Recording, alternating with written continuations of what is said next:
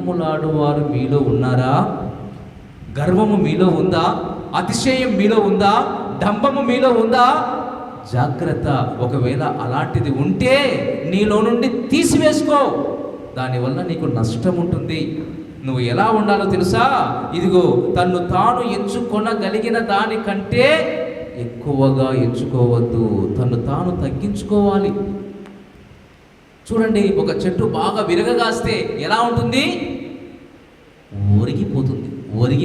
ఒరిగిపోవడం అంటే మొత్తం తను తాను తగ్గించుకున్నట్టుగా కనిపిస్తుంది. మన జీవితాల్లో కూడా ఎదిగే కొద్దీ ఒదగాలి తప్ప ఏమాత్రము కూడా రొమ్ము విరుచుకొని గర్వముతో మనము అతిశయించకూడదు, డంబము పలకకూడదు. నాకు అది ఉంది, నాకు ఇది ఉంది. ఇంకా ఆడవాళ్ళు అయితే చాలా వరకు ఏమంటారు?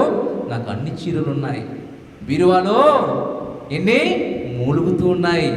ఇక బీరువా తెరిస్తే చాలు మా ఇంట్లో మరి చాలా చీరలు ఉన్నాయని చెప్పుకుంటారు. మరి మన మగవాళ్ళు కూడా, మన వాళ్ళు కూడా తక్కువ లేదు. నాకు ఎవరెవరు తెలుసు? ప్రైమ్ మినిస్టర్ తెలుసు అంటారు, నాకు సీఎం తెలుసు అంటారు, నాకు మంత్రి తెలుసు అంటారు. కానీ అక్కడికి పోతే ఏమీ ఉండదు. ఒకసారి ఇలాగే జరిగిందట. ఒక సహోదరునికి, నాకు ఇదిగో పెద్ద ఆయన తెలుసు, మీకు కావాలంటే జాబులు ఇప్పిస్తాను, మీకు కావాలంటే మరి ఏదైనా సరే నేను చేస్తాను, నాకు అతను బాగా తెలుసు, నా క్లోజ్ ఫ్రెండ్ అని చెప్పేసి వాళ్ళ దగ్గర డబ్బులు కూడా గుంజేశాడు. అతను అత్తపత్త లేడు, ఇక కనిపించట్లేదు ఎక్కడా అనేది. మరి అతని కోసం ఎదురు తిరుగుతా ఉంటే ఒక అడ్రస్ కనుక్కున్నారు. అడ్రస్ దగ్గరికి వెళ్తే అక్కడ ఉన్నటువంటి వాళ్ళు చెప్పారు, వాడు వట్టి బేకారుగాడన్నారు. వాడు ఏమాత్రము కూడా మరి అన్నీ కూడా పైకి డంబముతో మాట్లాడతాడు. మీరు మోసపోయారు.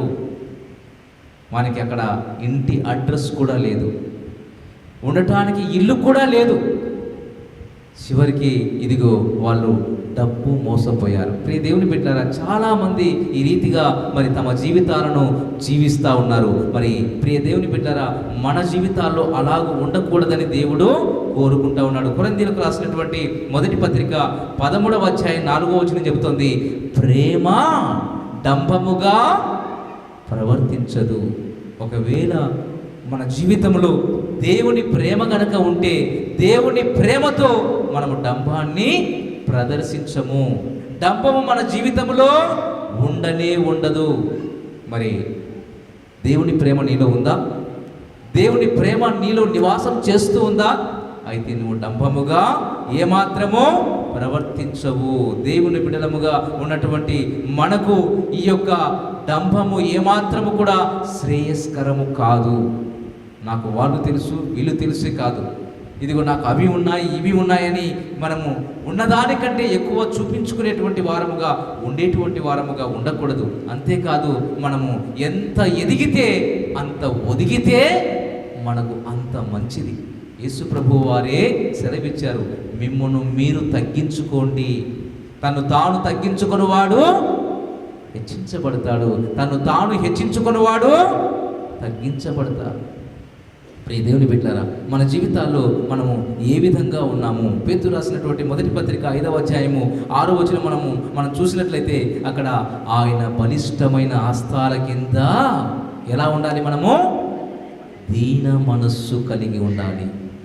తగిన సమయమందు మీరు హెచ్చించు వరకు, తగిన సమయమందు మీరు హెచ్చించబడు వరకు ఆయన బలిష్టమైన హస్తాల కింద దీన మనస్సు. ఎంతమంది కలిగి ఉన్నాం దీన మనస్సు?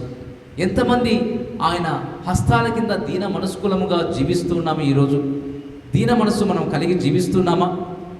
లేకపోతే డంబము ప్రదర్శిస్తూ, గర్వంగా మాట్లాడుతూ, అతిశయాన్ని మనము ప్రదర్శిస్తూ, అతిశయపు మాటలతో జీవిస్తూ, ఇదిగో ప్రియ దేవుని బిడ్డలారా, అది ఎంతో మరి క్షేమకరం కాదు అని దేవుడు మనకు సెలవిస్తూ ఉన్నాడు.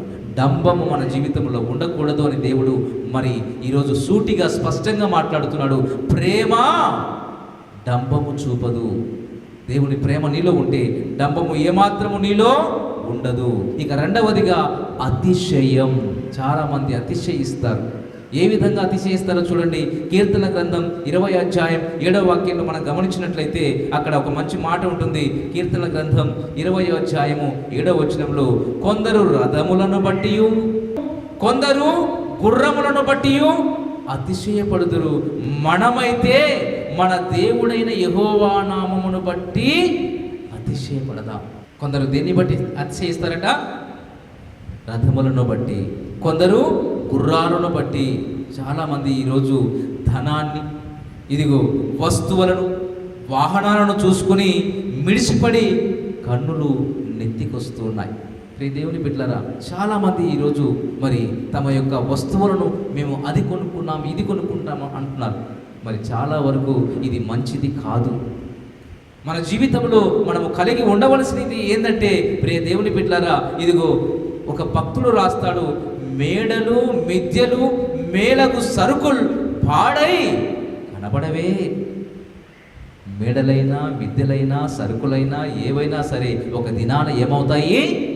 పాడైపోతాయి, అవి కనిపించవు. జాగ్రత్త ప్రియ దేవుని బిడ్డలారా, ఈరోజు మనతో దేవుడు మాట్లాడుతున్నాడు. దేవుణ్ణి లక్ష్య పెట్టకుండా చాలామంది, ఇదిగో ఆనాడు ఫరో ఏం చేశాడు?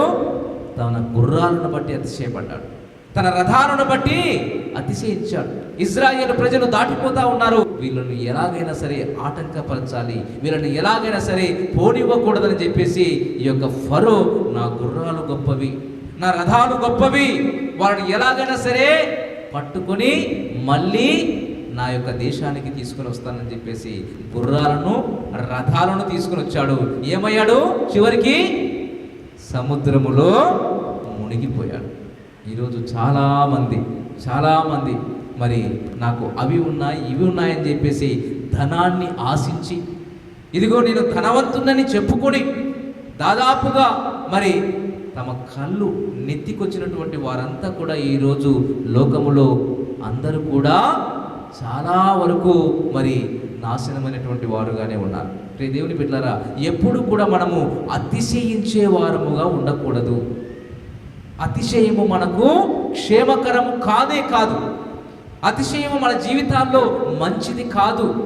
అతిశయము మనము ఏమాత్రము పడకూడదని దేవుడు సెలవిస్తా ఉన్నాడు. చూడండి, యెషయా గ్రంథం 31వ అధ్యాయము 1వ వచనంలో అక్కడ ఒక మంచి మాట ఉంటుంది. చదవగలిగిన వారు చదవండి. 31వ అధ్యాయము 1 నుండి 3 వచనాలు. ఇశ్రాయేలు పరిశుద్ధ దేవుని లక్ష్య పెట్టకయు, యెహోవా యొద్ద విచారింపకయు, సహాయము నిమిత్తము ఐగుప్తునకు వెళ్ళుచు గుర్రములను ఆధారము చేసుకొని వారి రథములు విస్తారములని రౌతులు బలాటులని వారిని ఆశ్రయించు వారికి శ్రమ.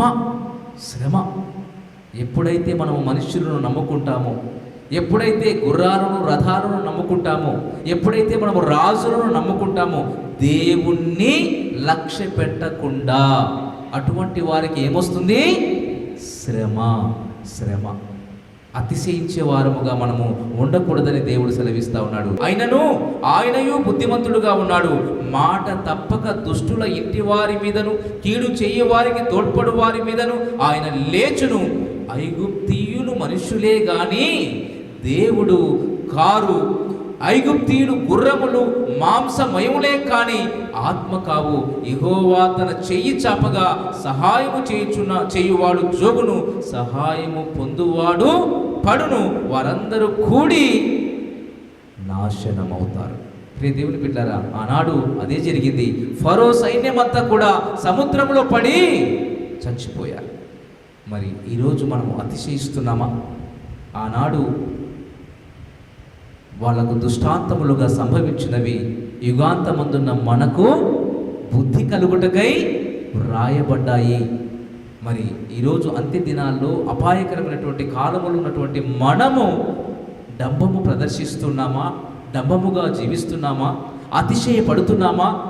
మనుషులను బట్టి నాకు వాళ్ళు తెలుసు వీళ్ళు తెలుసు అంటూ, ఇంకా మరి మన యొక్క అధికారాన్ని బట్టి, మన యొక్క డబ్బును బట్టి, మన యొక్క ఆస్తులను బట్టి, మనకున్నటువంటి మరి వస్తు సామాగ్రిని బట్టి, మనకున్నటువంటి మరి ఏవైతే ఉన్నాయో వాటిని బట్టి మనము అతిశయపడుతున్నామా? ఒక్కసారి మనల్ని మనము పరీక్షించుకుందాం. ప్రభువునందు ప్రియులారా, ఈ సందేశాలు మీకు నచ్చినట్లయితే దయచేసి లైక్ చేయండి, సబ్స్క్రైబ్ చేయండి, పక్కనే ఉన్న బెల్ బటన్ నొక్కండి. ఈ సందేశాలను దయచేసి 10 మందికి షేర్ చేయమని ప్రభువు నామమున ప్రేమతో మీకు మనవి చేస్తున్నాం. Thank you. Praise the lord.